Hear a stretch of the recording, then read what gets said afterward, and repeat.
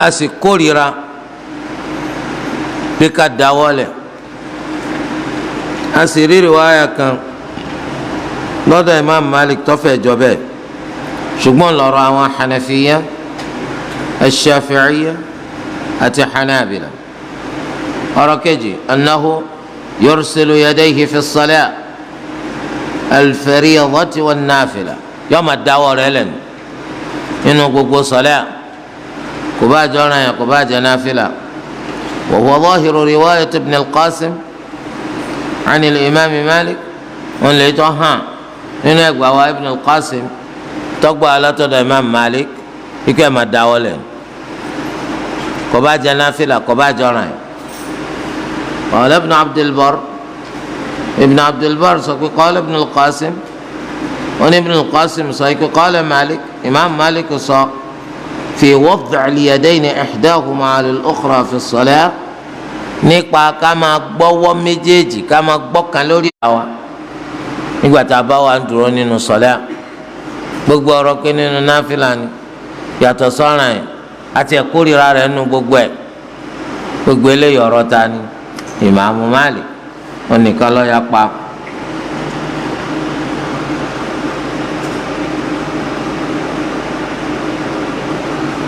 kí ló dé táàfin máa ká ọwọ́ ọ̀tún lórí ọwọ́ òsì gan? àwọn olùmọ̀sọ yìí pé hikima tó wà ń bẹ̀ òun náà ni pé tábà fi ọwọ́ ọ̀tún tábà gbé lórí tòsì yóò máa jẹ́ àmì ẹni tí ń tọrọ nǹkan lọ́dọ̀ Allah tó jẹ́ ẹni tó ṣera rẹ̀ lẹ́ni yẹpẹrẹ ọ̀ ń tọrọ dáadáa lọ́dọ̀ Allah lẹ́ni tó ṣera rẹ̀ lẹ́ni yẹpẹrẹ. ká gbé ọwọ́ ọ̀tún lórí tòsì lórí igbáàyà wa òun ló lé ní jìnnà jù sí ká jẹ́ pàǹsẹ̀rẹ̀ kéré nínú sọ́lá nítorí pé ńgbà tó bá ti fi ọwọ́ kan mú ọwọ́ kan ó rí i pé ọwọ́ tó fi mọ́wọ́ kan yẹn kò ní jẹ́ kó máa kí ọwọ́ kankan bá pò òní máa mọ́wọ́ kankan kọ́ máa fi họrí kọ́ máa fi hẹ̀gbẹ́ so ó rí i pé ọwọ́ rẹ tó fi di èkejì mú yóò jẹ́ kó lè para pọ́kàn pọ̀ sídìí sọ̀láàtì tó ń ṣe lè pàtàkì àtàzáwọn tó dáwọ́lé lórí kébi tó ti dáwọ́lé ó lè kọ́ bá kú ó lè fọwọ́ bá pò kó ṣe mú kọ́kọ́rọ́ yìí àbí mú kọ́kọ́rọ́ yìí ó sì lè máa fọwọ́ rẹ̀ nígbà tó ti pọ́ dálẹ̀ ni kọ́ máa fi họ́ra kọ́ máa fi hẹ̀gbẹ́ àmọ́ nígbà tó gbé lórí ara wọn ò ní fẹ́ gbé kó láàyè tó wà wọn kí ló dé tó fi gbé kó láàyè rẹ̀ tó fi lọ́ máa fi họ́rí tó fi máa hẹ̀gbẹ́ tó fi máa fi bàpò tó máa kì bá pò ó rí i pé kò sí bùkátà fẹlẹ̀ torí ẹ̀ àpèjúwe ẹni tó jẹ́ ẹni tí ń tọrọ nǹkan lọ́dọ̀ Allah tó ṣe ra rẹ̀ lẹ́ni yẹpẹrẹ gbígbé ọwọ́ kan lórí ọ̀kan òun ni ó sì léèyàn jìnnà sí kéèyàn máa ṣeré kéré nínú sọlá wa aqrabu ila al-khushu' òun ló súnmọ́ àti jẹ́ni tó ní tẹríbọ̀ kan. sábàbí mi anna al-qalba mawdi'u an-niyyah ọkàn tẹ́rí yẹn ó là yà níyà wal 'adatu anna man ihtaraza ala hifdhi shay'in ja'ala yadayhi alayhi níta sì ti mà wọn náà ní kí gbogbo ẹni tó bá fẹ́ láti sọ nǹkan kan iye máa gbọ́wọ́ rẹ̀ lórí nítorí fẹ́ sọ ni ọkàn láyé àníyàn so ìwọ sì fẹ́ sọ àníyàn rẹ̀ kọ́ máa sálọ mọ́ ọ lọ nínú sọláàtì rẹ̀ nítorí pé ńgbà tí ẹ sì sọlá ó ṣeéṣe kọ́kàn yẹn máa ro nǹkan míì ó ṣeéṣe kọ́kàn yẹn kó ń di sọlá àmọ́ ìgbà tó bá gbé ọwọ́ rẹ lórí ara wọn tó gbé lórí igbá àyà rẹ a sì mọ̀ pé inú àyà náà ni ọkàn wà lápá òsì báyìí so bígbà tó gbé ọwọ́ lébi tó àníyàn rẹ wà ní bí wà níyàn má sá lọ kó fi mí lẹ̀ o because tó bá sá lọ tó bá fi mí lẹ̀ tí mo ti gbàgbé tí mò ń ṣe èyí tí n bá fi ronú tí mò ń ṣe nínú sọlá òní kọ́ládà rẹ̀ lẹ̀ fún mi kákìí sára bẹ́ẹ̀ ẹ̀sìn tẹ́ ń bá ti ń ṣe tọ́kàn yín ọba sí bẹ́ẹ̀ ní gbalada rẹ̀ tó ọ dàbí ìgbà tí èèyàn fẹ́ sọ àníyàn rẹ̀ kọ́ mọ́ sálọ.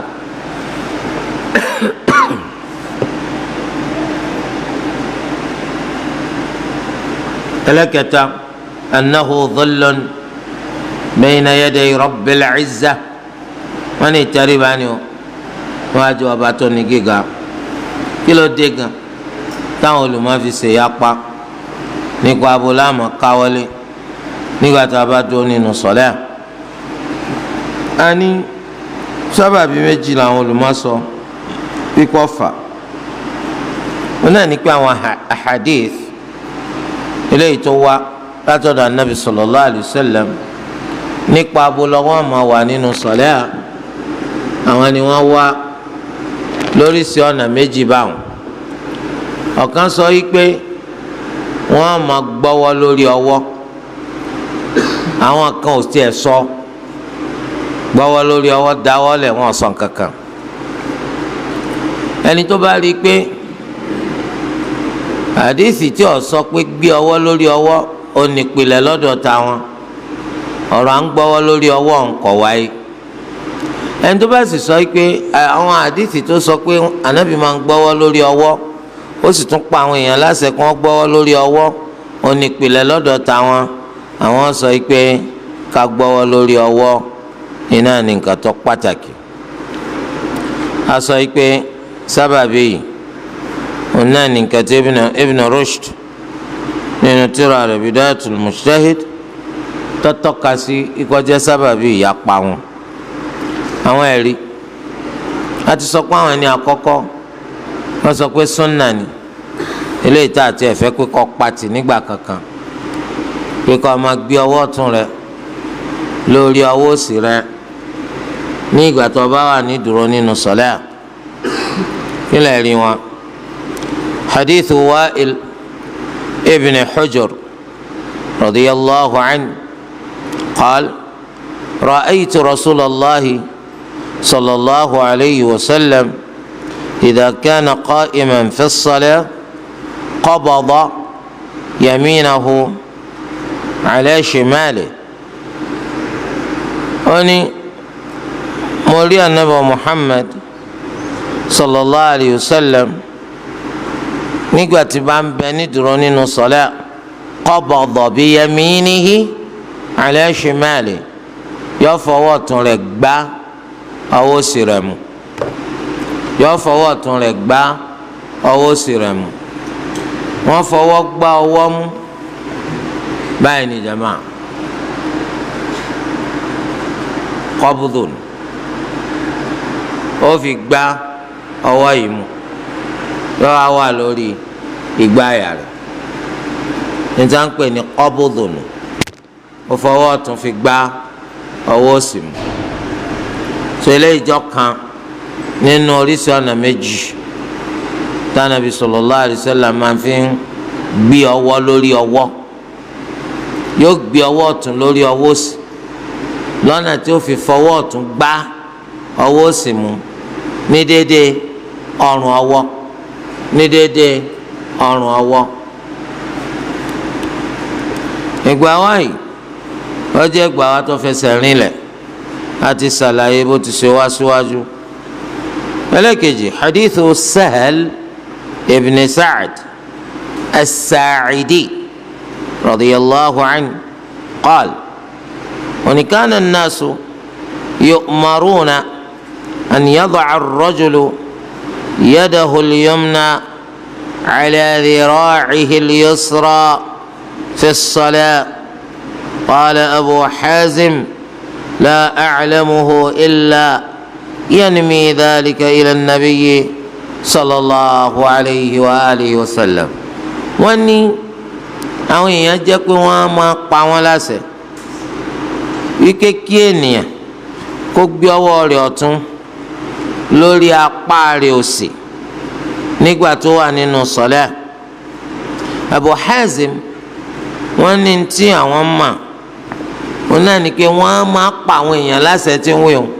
Anabi sallallahu alaihi wasallam ló ń tọ́ka sí pé ìyí máa pa àwọn èèyàn láṣẹ àbí sàhábí ló ń sọ̀rọ̀ Sahal ibn Sa'd radiyallahu anhu wọn a máa pààyàn láṣẹ nani máa pààyàn láṣẹ láyé anabi sallallahu alayhi wa sallam ó túmọ̀ sí pé anabi sallallahu alayhi wa sallam òun ló máa ń fòrò àwọn èèyàn láti jẹ́ pé kí wọ́n gbé ọwọ́ wọn ọ̀tún lórí ọwọ́ wọn òsì. ẹgbàá wáyé tí wọ́n á yàtọ̀ síta alákọ̀ọ́kọ́ tá a lọ́wọ́ alátọ̀dọ̀ Wa'il ibn Hujr torí tó wá níbí òun náà ní kékeré yẹn ó gbé ọwọ́ rẹ̀ ọ̀tún lórí apá rẹ̀ òsì. àdìsí alákọ̀ọ́kọ́ wọ́n máa ń fọwọ́ rẹ̀ ọ̀tún gbá ọwọ́ rẹ̀ òsì mú. báwo lẹ́sẹ̀ wá gbé ọwọ́ yín ọ̀tún lórí ọwọ́ òsì òun náà ní pé ọwọ́ yín ọ̀tún ẹ gbé lórí ọwọ́ òsì báyìí sẹ́wọ̀n kéńgbà tẹ́ ń gbé lórí ọwọ́ òsì ó ti débi apá òsì wàá gbélé báyìí lọ́nà tó yẹ pé àwọn ọmọ káàrí ó ṣubú sórí apá òsì mú kanu méjèèjì tó bá wọ̀ nínú kọjá yìí pé òun fi ọwọ́ rẹ̀ ọ̀tún òun fi ń gbá ọwọ́ òsì mú ní déédéé ọrùn ọwọ́ àbí kọ́ ọ máa gbé ọwọ́ ọ̀tún lórí ọwọ́ òsì lọ́nà tó ṣe pọ́wọ́ ọ̀tún ó padà sùn sórí ibì kan nínú apá òsì eléyìí jẹ́ bó ti ṣe jẹ́ mbẹ́.